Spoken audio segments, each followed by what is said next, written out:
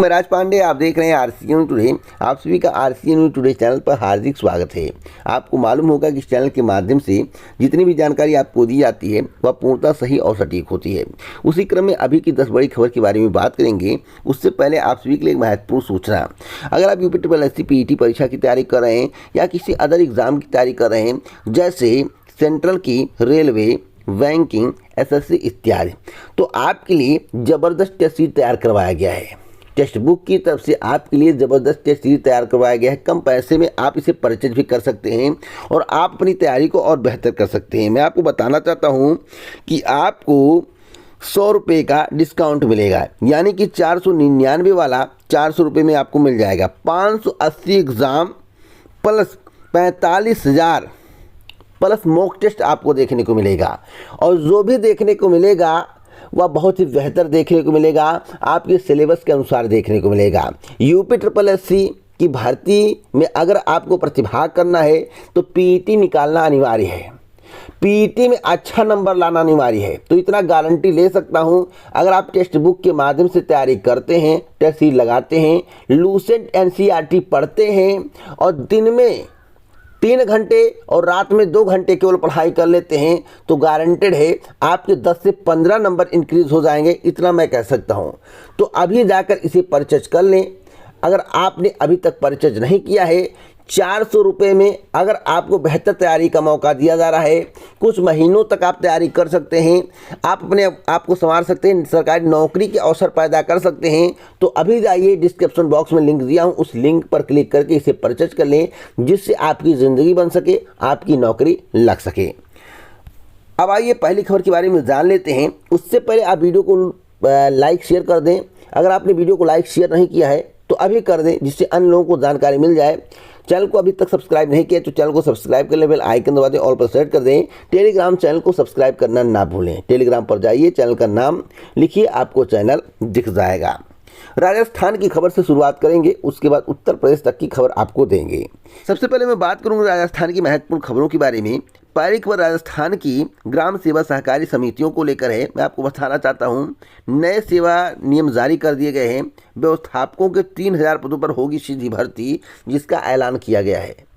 पूरी खबर को सुनने से पहले वीडियो को लाइक शेयर करें। अगर आपको इसी प्रकार की ऑथेंटिक जानकारी प्रतिदिन चाहिए तो चैनल को सब्सक्राइब करें, बेल आइकन दबाएं, ऑल पर सेट करें। ग्राम सेवा सहकारी समिति के कर्मचारियों के लिए सहकारिता विभाग ने भर्ती, चयन प्रक्रिया एवं सेवा नियम 2022 जारी किए हैं। 10 जुलाई 2017 के बाद स्क्रीनिंग की व्यवस्था को समाप्त कर अब व्यवस्थापक के 3000 पद राजस्थान राज्य सहकारी भर्ती बोर्ड परीक्षा के माध्यम से भरे जाएंगे। तो अब तक की सबसे बड़ी खबर है। अब भर्ती कब तक आएगा, आपके जहन में एक सवाल है, इस पर भी बात करेंगे। आपको बता दें, साथ ही केंद्रीय सहकारी बैंकों में बैंकिंग सहायक के 20,000 पद व्यवस्थापकों के लिए आरक्षित रखे गए हैं। रजिस्ट्रार सहकारिता मुक्तानंद अग्रवाल ने बताया कि जिले के खाली पद उसी जिले के मूल निवासी अभ्यर्थियों से भरे जाएंगे। तो कई बदलाव किए गए हैं।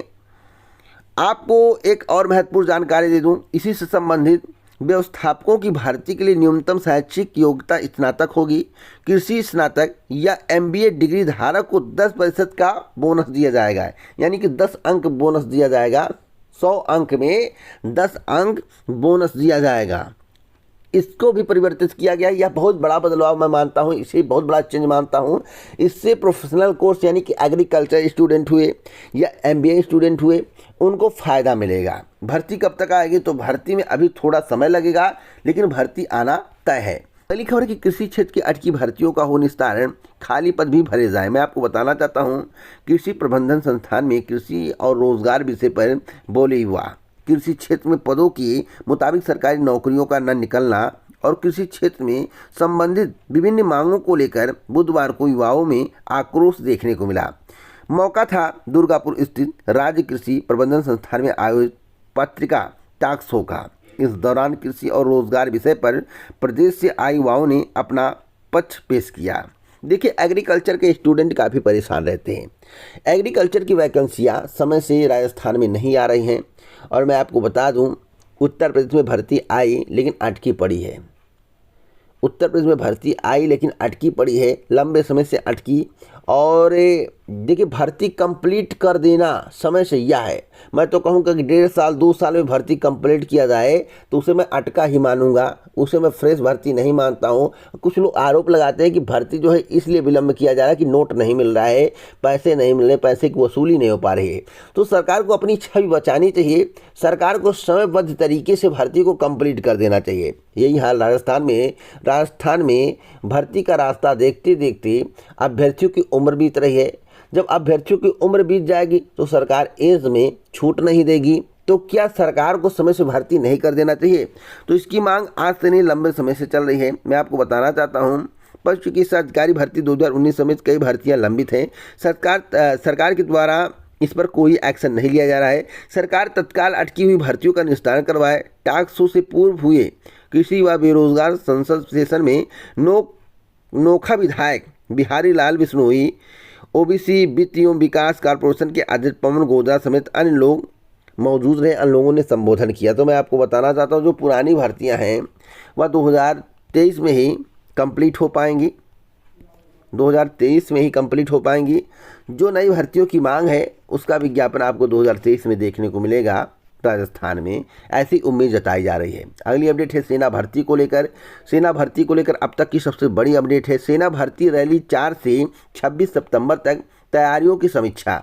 अग्निपथ योजना के तहत सेना भर्ती रैली 4 से 26 सितंबर तक स्वामी केशवानंद कृषि विश्वविद्यालय के स्टेडियम में आयोजित की जाएगी। इसकी पूर्व तैयारियों की समीक्षा बैठक बुधवार को जिला कलेक्टर भगवती प्रसाद कलाल की अध्यक्षता में हुई। इस दौरान रैली स्थल पर सुरक्षा, साफ सफाई, पेयजल एवं निर्बाध विद्युत आपूर्ति, प्रवेश निकास, भोजन, धर्मशाला, रेन बसेरा तथा मेडिकल टीम में एम्बुलेंस आदि व्यवस्थाओं के लिए निर्देशित किया गया है। रैली के लिए बीकानेर, चूरू, झुंझुनू, हनुमानगढ़ एवं श्री गंगानगर जिलों के लगभग 70,000 अभ्यर्थी पंजीकृत हैं।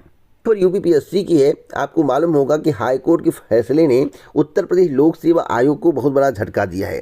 उत्तर प्रदेश लोक सेवा आयोग को हाईकोर्ट के द्वारा निर्देशित किया गया है कि 2021 का परिणाम संशोधित किया जाए। पूरे परिणाम को संशोधित करने की बात नहीं कही गई है, केवल कुछ लोगों के परिणाम संशोधित करने की बात कही गई है। पीछे 2021 प्रारंभिक परीक्षा का परिणाम निरस्त करने के हाईकोर्ट के आदेश के खिलाफ उत्तर प्रदेश लोक सेवा आयोग डबल बेंच में अपील करेगा। आयोग के सचिव जगदीश का कहना है कि पूर्व सैनिकों को ग्रुप बी भर्ती में 5% आरक्षण देने का शासनादेश 10 मार्च 2021 को जारी हुआ था, जबकि पीछे 2021 के लिए ऑनलाइन आवेदन 5 फरवरी से 5 मार्च 2021 तक लिए गए थे। लोगों ने कोर्ट को बताया कि अंतिम तिथि 17 मार्च थी, जबकि आयोग ने सिर्फ त्रुटि संशोधन करने के लिए 17 मार्च तक का समय दिया था। मैं आपको बताना चाहता हूं, यहां पर आपको समझने की आवश्यकता है कि भर्ती में 5% आरक्षण देने का शासनादेश 10 मार्च 2021 को जारी हुआ। नोटिफिकेशन पहले आया और त्रुटि संशोधन के लिए 17 मार्च तक का समय दिया गया। अगर 17 मार्च के बाद शासनादेश जारी हुआ होता तो उत्तर प्रदेश लोक सेवा आयोग की जीत होती। बातों को ध्यान से सुनिएगा। लेकिन चाहे संशोधन का समय हो या आवेदन का समय हो, समय था और आयोग के द्वारा इसके संबंध में एक संशोधित नोटिस जारी करना था, लेकिन आयोग ने संशोधित नोटिस जारी नहीं किया, लापरवाही बरता, जिसके कारण अभ्यर्थियों के पक्ष में फैसला आया है। तो जो 5% आरक्षण का मामला है उसका प्रावधान उत्तर प्रदेश लोक सेवा आयोग को करना पड़ेगा, चाहे उत्तर प्रदेश लोक सेवा आयोग डबल बेंच जाए या सुप्रीम कोर्ट जाए, क्योंकि आवेदन की तिथि समाप्त हो गई होती, उसके बाद शासनादेश आता तो अभ्यर्थियों का विजय नहीं होता। लेकिन आवेदन के समय ही शासन आदेश आ गया या संशोधन का समय दिया गया था और लास्ट डेट 17 मार्च था और 10 मार्च को अगर शासनादेश जारी हुआ 5% आरक्षण का, तो आयोग को किसी भी हाल में आरक्षण देना पड़ेगा। इसलिए आयोग चाहे डबल बेंच जाए या सुप्रीम कोर्ट जाए, मेरी जानकारी के अनुसार, हो सकता है मेरी जानकारी गलत हो सकता है मुझे उतना पता ना हो, लेकिन मेरी जानकारी के अनुसार आयोग कहीं भी जाए राहत मिलने की संभावना ना के बराबर है। अगली अपडेट है मंडल मुख्यालय पर मांगे गए टीजीटी पीटी परीक्षा केंद्र। देखिए, मांग लंबे समय से चल रही है कि जिला स्तरीय परीक्षा ना कराकर मंडल स्तरीय परीक्षा कराया जाए। उत्तर प्रदेश माध्यमिक शिक्षा सेवा चयन बोर्ड ने एडेड माध्यमिक विद्यालयों में प्रशिक्षित स्नातक शिक्षक टीजीटी एवं प्रवक्ता संवर्ग पीटी भर्ती परीक्षा 2022 के लिए आवेदन मांगे हैं। कुल 4163 पदों के लिए अभ्यर्थियों ने ऑनलाइन आवेदन किए। चयन बोर्ड ने अभी न तो आवेदन पत्रों की जानकारी सार्वजनिक की है और न ही परीक्षा की कोई तिथि घोषित की है, लेकिन परीक्षा की तिथि को लेकर कयास लगाए जा रहे हैं कि बुधवार को चयन बोर्ड की सचिव अंजना गोयल से मिलने पहुंचे अभ्यर्थियों ने मांग की है कि परीक्षा केंद्र मंडल मुख्यालय के जनपद में बनाए जाएं। उन्हें वर्ष 2021 की भर्ती परीक्षा के दौरान जिले में परीक्षा केंद्र बनाए जाने पर अंबेडकर नगर में गड़बड़ी की जानकारी भी दी थी। अब क्या मंडल स्तरीय परीक्षा होगी? देखिए, कैंडिडेट की संख्या अधिक होगी या कम होगी या तो उन पर निर्भर करता है और बोर्ड पर निर्भर करता है, लेकिन मैं आपको परीक्षा तिथि के संबंध में बताना चाहता हूँ। देखिए, परीक्षा तिथि की घोषणा 3rd वीक तक करने की तैयारी चल रही। 3rd वीक में बैठक होगी, हो सकता है, नहीं तो लास्ट तक होगा ही। 3rd वीक में घोषणा करने की तैयारी चल रही है। कितना? अगस्त के 3rd वीक में परीक्षा तिथि की घोषणा करने की तैयारी चल रही है। बैठक होनी तय है, जो मुझे जानकारी प्राप्त हुई है।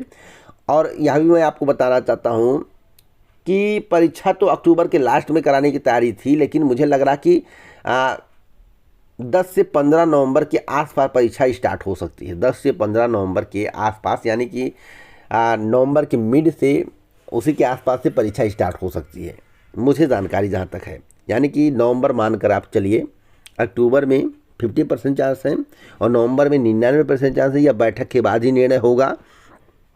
इसलिए आप अपनी तैयारी करते रहें। 10-15 दिन या 20 दिन का गैप होता है तो बहुत ज़्यादा गैप नहीं है, इसलिए अपनी तैयारी करते रहें। इधर उधर आपको भ्रमने की आवश्यकता नहीं है, परेशान होने की आवश्यकता नहीं है।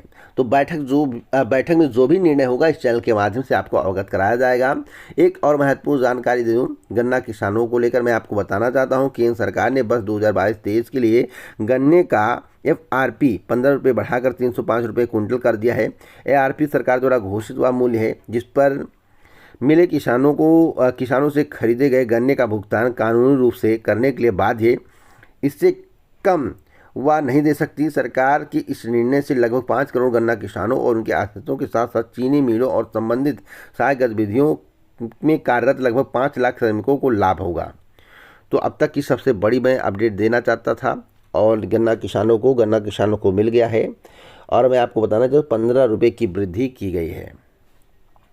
एक और महत्वपूर्ण जानकारी दे दूं आपको, SSF में भर्ती की बढ़ी आयु सीमा। यूपी SSF में प्रतिनियुक्ति पर आने वाले निरीक्षक, उप निरीक्षक व मुख्य आरक्षियों को आयु सीमा में छूट देने का निर्णय किया गया। अब अधिकतम 50 वर्ष आयु के निरीक्षक, उप निरीक्षक व मुख्य आरक्षी PSC से प्रतिनियुक्ति पर विशेष सुरक्षा बल में आ सकेंगे। गृह विभाग ने आयु सीमा के शिथिलीकरण का आदेश जारी कर दिया है। पूर्व में निरीक्षक व उप निरीक्षक के लिए अधिकतम आयु सीमा 45 वर्ष व मुख्य आरक्षी के लिए 43 वर्ष तय की गई थी।